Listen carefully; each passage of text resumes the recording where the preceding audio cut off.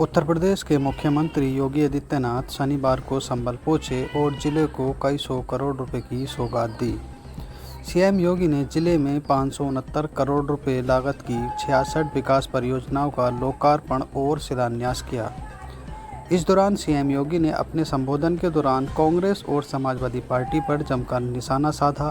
साथ ही उन्होंने हरिहर मंदिर को लेकर भी बड़ा बयान दिया है। सीएम योगी ने कहा, अब तुर्क की तुर्कई नहीं चलेगी, अब संभल में वही होगा जो हरिहर मंदिर का आदेश होगा। तुर्क की तुर्कई नहीं चलेगी, अब नहीं चल सकती है। अब तो संभल में वही होगा जो हरिहर मंदिर का आदेश होगा। ठीक 500 वर्ष पहले 1526 में श्री हरि विष्णु की इस पावन धरा को विदेशी आक्रांताओं ने अपवित्र किया था। आक्रांता जब आते हैं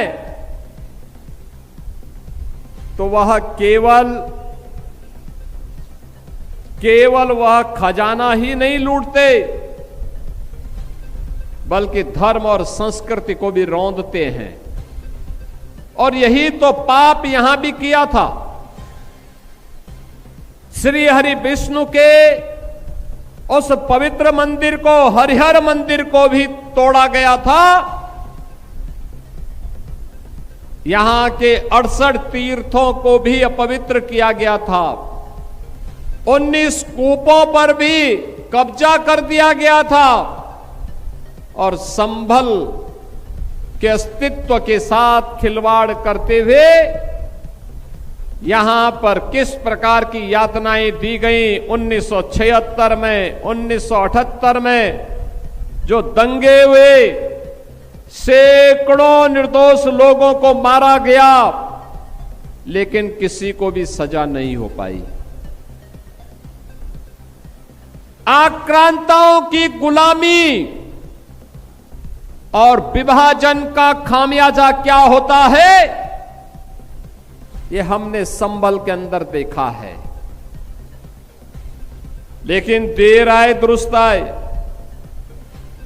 500 वर्ष पहले जो पाप हुआ था, कुछ को जबरदस्ती धर्मांतरण कर दिया गया, कुछ लोगों को मारा गया, तीर्थों को नष्ट किया गया, पवित्र किया गया।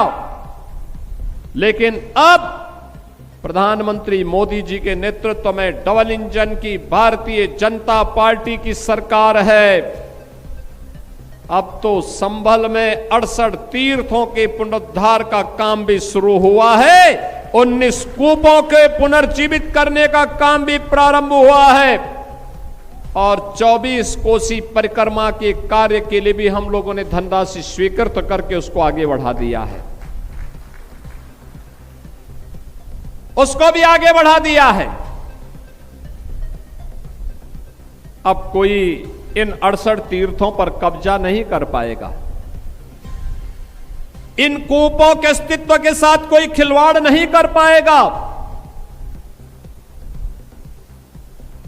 अब कोई 84 कोसी परिक्रमा, 24 कोसी परिक्रमा में किसी प्रकार की बाधा नहीं खड़ा कर पाएगा। देख रहे थे ना, 10,000 एकड़ लैंड यहां पर इन माफियाओं ने जिन हिंदुओं की हत्या की थी, मारा था, कभी कांग्रेस की सरकार, कई समाजवादी पार्टी के पापियों के द्वारा किए गए अत्याचार, इसका परिणाम क्या था? दुष्परिणाम भुगत रहा था यहां का गरीब। उनकी जमीनों पर कब्जा किया गया, कोई पूछने वाला नहीं। ये 10,000 एकड़ लैंड खाली हुई है और मैंने कहा था यहां के गरीबों में बांटो, दलितों में बांटो, वंचितों को बांटो, पिछड़ी जाति के उन लोगों को जमीन दो जिनके पास जमीन नहीं है, जिनके पास कुछ भी नहीं है, उन्हें सभी सुविधाओं से आच्छादित करो, उन्हें घोषित माफिया घोषित करो। इन्होंने लैंड रिकॉर्ड में, राजस्व रिकॉर्ड में भी नाम समाप्त कर गए और कहीं कोई साक्ष्य न रहे इसके लिए इन्होंने चाहे कांग्रेस की सरकार रही हो, चाहे समाजवादी पार्टी की सरकार रही हो, लैंड रिकॉर्ड को भी इन्होंने नष्ट कर दिया। नष्ट करने का इन्होंने प्रयास किया, लेकिन ये लोग रिकॉर्ड नष्ट कर सकते हैं, सत्य को नष्ट नहीं कर सकते।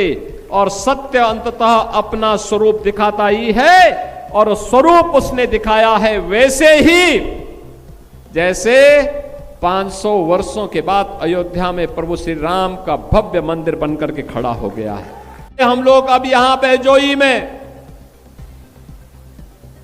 यहां पर पुलिस लाइन का निर्माण भी कर रहे हैं। संभल के अंदर पीएसी की बटालियन का गठन भी कर रहे हैं। इंटीग्रेटेड डिस्ट्रिक्ट हेडक्वार्टर भी बनने जा रहा है। और संभल के विकास को ध्यान में रखते हुए जितने मार्ग थे सबको 4 लेन 2 लेन के साथ जोड़ते हुए गंगा एक्सप्रेसवे को मेरठ हरिद्वार से जोड़ते हुए प्रयागराज तक जोड़ा जा रहा है कि जब भगवान कल्कि का अवतार होगा यहां पर, तब देश और दुनिया फिर एक तीर्थ के रूप में हरिहर मंदिर का दर्शन कर पाएगी, भगवान कल्कि महाराज का दर्शन कर पाएगी। बहनों और भाइयों, अपनी विरासत का संरक्षण करना हर नागरिक का दायित्व बनता है। लेकिन जिन लोगों ने इस विरासत को अपमानित किया, जो लोग कावड़ यात्रा को प्रतिबंधित करते थे, जो लोग श्री कृष्ण जन्माष्टमी के शोभा यात्रा उनके आयोजनों को रोकते थे, रामनवमी की शोभा यात्रा को रोकते थे, दुर्गा पूजा में पंडाल नहीं लगने देते थे, इन गुलामों से क्या उम्मीद करते हैं आप? ये गुलामी की मानसिकता में जीने वाले लोग हैं। इनको विरासत से कोई लेना देना नहीं। इनको सत्ता चाहिए, हर कीमत पे सत्ता, देश की कीमत पर सत्ता इनको चाहिए, गरीब की कीमत पर सत्ता चाहिए, एक दलित और वंचित की कीमत पर सत्ता चाहिए। लानत है ऐसे लोगों पर जो गरीबों का अपमान करते हैं, आस्था का अपमान करते हैं, और उसका साक्षात रूप हमने स्वरूप यहां देखा था। लेकिन अब मैं कह सकता हूं, संबल फिर से खड़ा हुआ है, सत्य व्रत के नाम पर फिर से अपने नाम को पुनः उन स्मृतियों के साथ जोड़ते हुए आज वह आगे तन करके खड़ा हुआ है, मजबूती के साथ आगे बढ़ा है। अब संभल रुकने वाला नहीं है। क्या 17 के पहले कोई संभल का नाम लेने की हिम्मत करता था? तब तो एक तुर्क आकर के यहां पे अपमानित करता था, और यहां के देसी मुसलमानों को भी अपमानित करता था। अपनी टोपी को अपनी आंख में लगा करके उनको चिढ़ाने का काम करता था। अपने को बाबर का वंशज कह करके लगातार यहां के लोगों को, भारत और भारतीयों को अपमानित करने का काम करता था। लेकिन अब तुर्क की तुर्कई नहीं चलेगी। अब नहीं चल सकती है। अब तो संभल में वही होगा जो हरिहर मंदिर का आदेश होगा। अब कोई गरीब पे अत्याचार नहीं कर सकता है, किसी दलित की संपत्ति पर कब्जा नहीं कर सकता है, किसी वंचित के अधिकारों से वंचित नहीं कर सकता है। और यही तो डबल इंजन सरकार ने किया है। याद करिए डबल इंजन सरकार के कार्य। आप आए होंगे, आप देखो ना कितने भव्य भव्य भवन बन रहे हैं। ये सब आपकी सुरक्षा के लिए बन रहे हैं, आपकी सुरक्षा, आने वाली पीढ़ी की सुरक्षा के लिए। एक छत के नीचे हम ऐसी व्यवस्था करने जा रहे हैं जिस छत के नीचे आपकी सभी समस्याओं का समाधान होगा। और लैंड रिकॉर्ड ऐसा कि कोई व्यक्ति अगर आज आपकी जमीन पर कब्जा करने का दुस्साहस कर रहा है तो उसके जिनको हम 100 साल के बाद भी उसकी कब्र से निकाल करके वापस करवाने के सामर्थ्य रखेंगे। नहीं कर पाएगा कोई। ये बड़े भवन इसीलिए अगर किसी ने दुस्साहस किया तो उसका काम तमाम करवा देंगे कुछ ही मिनटों में।